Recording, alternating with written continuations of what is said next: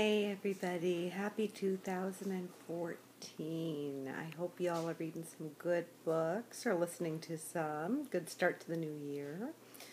Wanted to talk about a couple of audiobooks, or a handful of them. I thought this would be a good audiobook edition, and also a couple of projects for the coming year, maybe a couple of changes. I don't know that I have too many of those going on. The first one I wanted to talk about was an audio book that kind of snuck up on me at the beginning or the end of last year.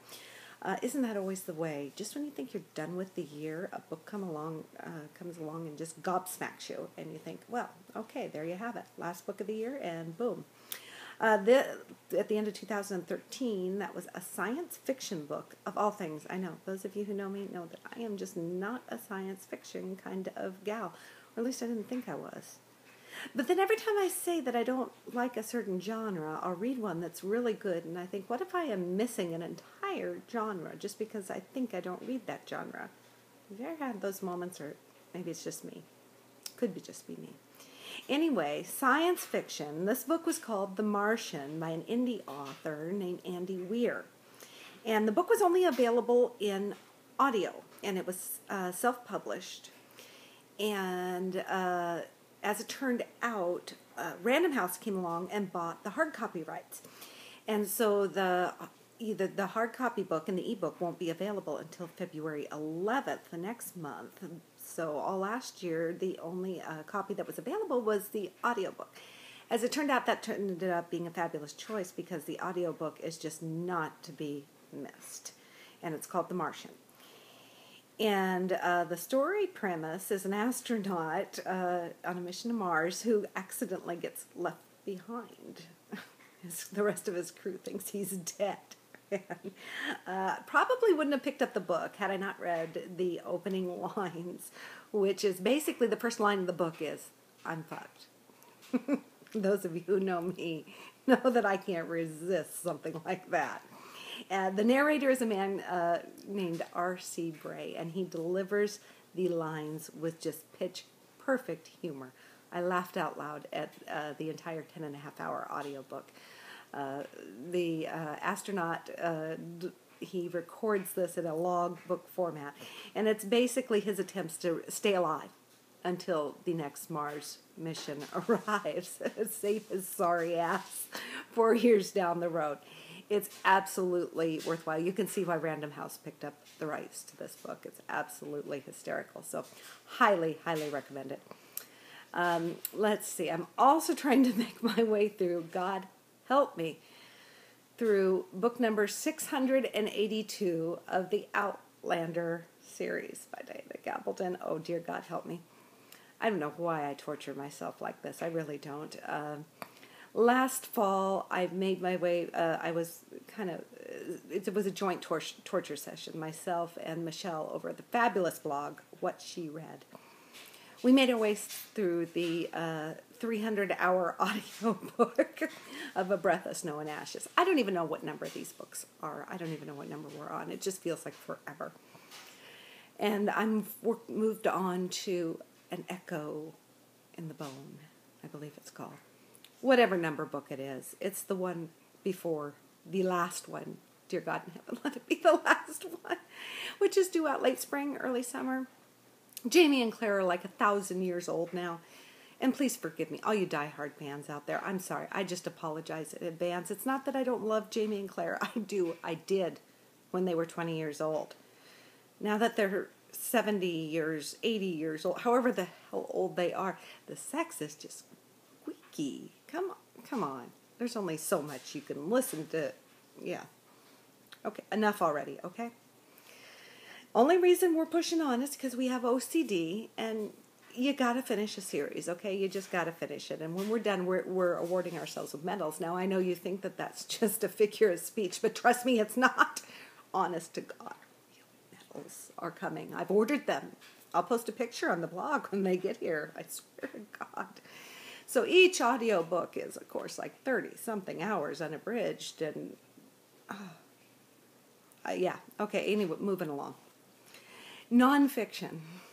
Currently listening to Dee Brown's classic nonfiction book, Bury My Heart at Wounded Knee. Read this years and years ago at university, but discovered I don't remember a damn thing. That's probably because it was so long ago. I'm not discussing how long it is. Crow's feet. That's my Native American name, I think. She with crow's feet. If you can't remember any of a book, it doesn't count. You may as well not have read it. So it's been on my Kindle forever. And for those of you who don't know this, most of you probably do, but if you don't, I'm enlightening you. If you own a book on Kindle, you can purchase that book on Audible, the audiobook, at a severely reduced rate. For example, this one, Bury My Heart at Wounded Knee, because I had it on Kindle, I was able to purchase the audiobook for $2.99. Yay me! So I'm currently listening to that. Dee Brown's book was first released in 1971. This book is narrated by, let me look, I got notes, aren't I? Just fancy here. Is by Grover Gardner. Very good narrator, but I find it interesting and somewhat disturbing that they didn't choose a female narrator. I wonder why that is. But still, Gardner's version is quite good. It was, I believe it was a finalist for the 2010 Audies. So, very sad story, those of you who are familiar with it, her history of the Native Americans. And incredibly heartbreaking, but a very important history, I think. So if you get a chance to listen to that at some point, I highly, highly recommend it. I've got a lot of these nonfiction books that I plan on listening to this year. Lawrence in Arabia, that was a big nonfiction book in 2013. Plan on getting through that one, as well as several of the World War I books. This 2014, this will be mark the 100-year mark for World War I, the Great War. So a lot of the documentation that was under 100-Year Secrecy Act is now lifted. So you'll see a lot of World War I books coming out here over the 2014, 2015. A lot of those I plan to get on audiobook just because it's so much easier to listen to those that way. Anyway, let me know what you guys are listening to on audiobook. I am always looking forward to hear what you guys recommend on that. This is where I get my recommendations from you all. Speaking of audiobooks, if you haven't heard, A Literate Housewife is going to be listening to all the Harry Potter books this year on audiobook. Why, you might ask? Because she's never read any of them. Did you know that?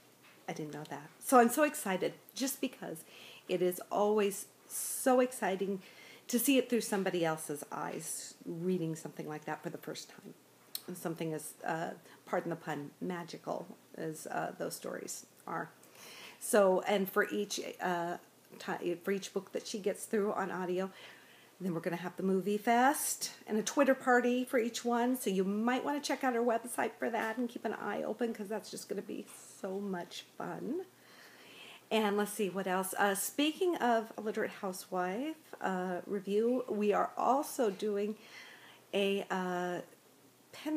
we've got together and put together a penman project.